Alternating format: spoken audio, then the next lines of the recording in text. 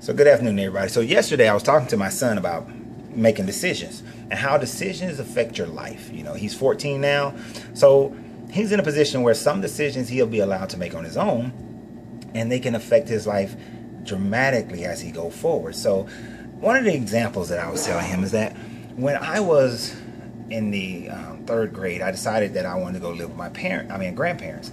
And so my mother, you know, she talked to my grandparents, and I was allowed to go live with them. Well, living with my grandfather at that time frame and stage of his life, you know, he loved to go fishing, right?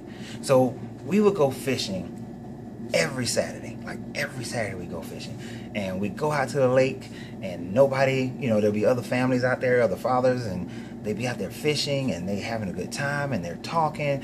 And me and my grandfather, we'd be out there fishing, and we just sit there.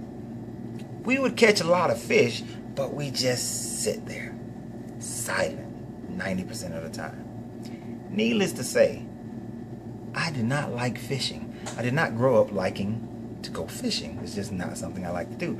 But my grandfather loved it, and I kept going. And it was so boring. And then one time, after about a good year or so of doing this, I said, Grandfather, I said, I don't want to go fishing anymore because, you know, it's boring. I mean, I love being with you, but it's boring. We don't talk. We don't do anything. We just sit there and just catch all these fish, you know. And then he was like, okay.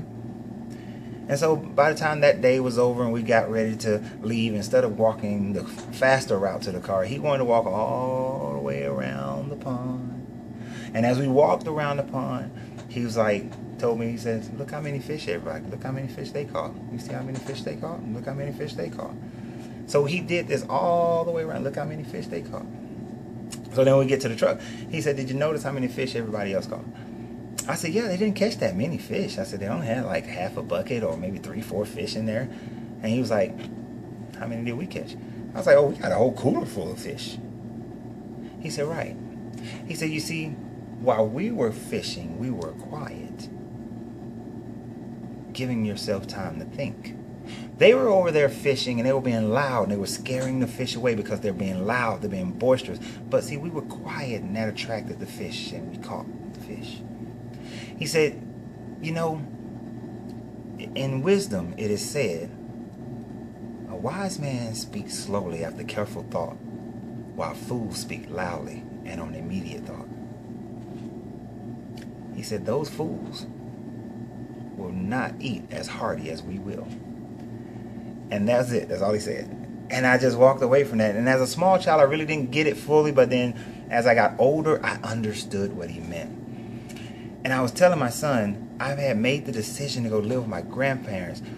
And by being with my grandfather and being with my grandmother, I became a totally different person than I would have become if I had stayed with my mother. Not that I would have become a bad person, but it's just whomever you stay with, whomever you're around, the people, the friends you have, your life will be impacted by those people because you made a decision a long time ago.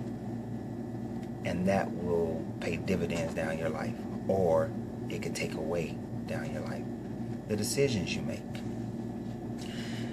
So the decision that you make for a career, a job, a family, whether you have children, whether you get married to this person or the other person, whether you start a business or anything like that, every decision that you make that changes your environment, it will have an impact on your life. And it may not be immediate. It may take time before it has that impact.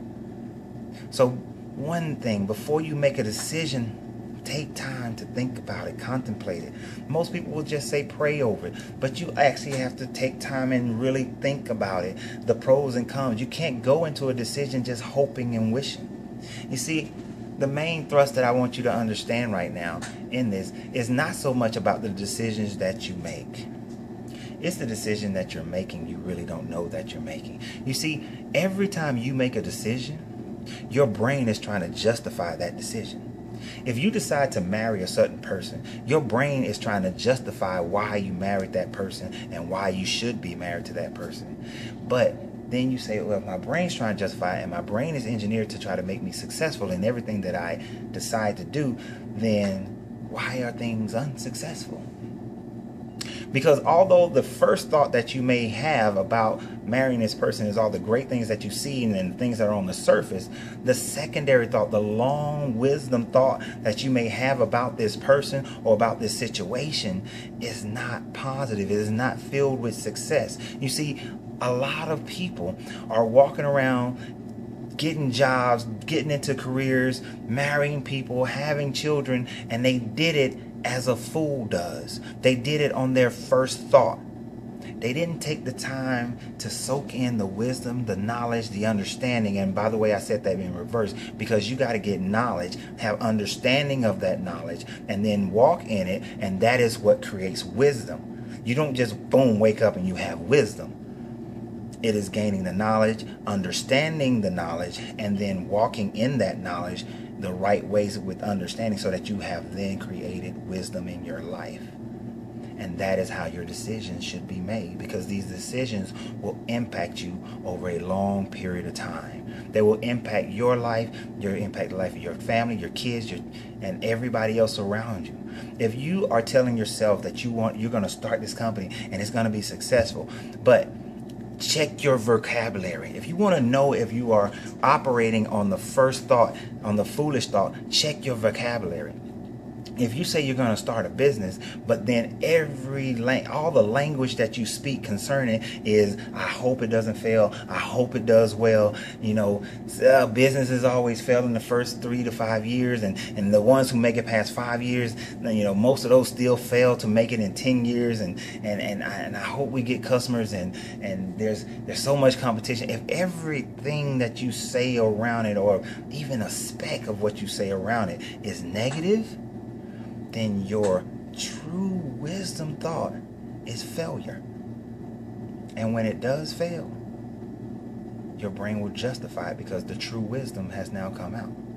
So if you want to change that, like Yeshua said, if you tell the mountain to move but have no doubt, then it will be cast into the sea. But you cannot have doubt. And how do you overcome that? You change first your language, so that you can change your thought process, your thought patterns. It takes time. It's not something that happens overnight. But by doing so, you build up a certain level of confidence in you, that then when you make a wise decision, you already know the outcome, because you already changed the vibration, so that your spirit will create the matter, the manifestation of the reality that you desire and want. So make good decisions, basically. I tell my kids all the time, make good decisions. It's a joke in our family, but I tell them, make good decisions. But they understand that make good decisions mean that take a step back, gain the knowledge you need to gain about it, get to a level of understanding, and then walk in wisdom, so that you make a wise decision, so that you will be successful in all things that you do. So y'all have a great day. Remember, I'm willing to lose everything to gain everything. And my greatness is non-negotiable, and I know your greatness is non-negotiable as well.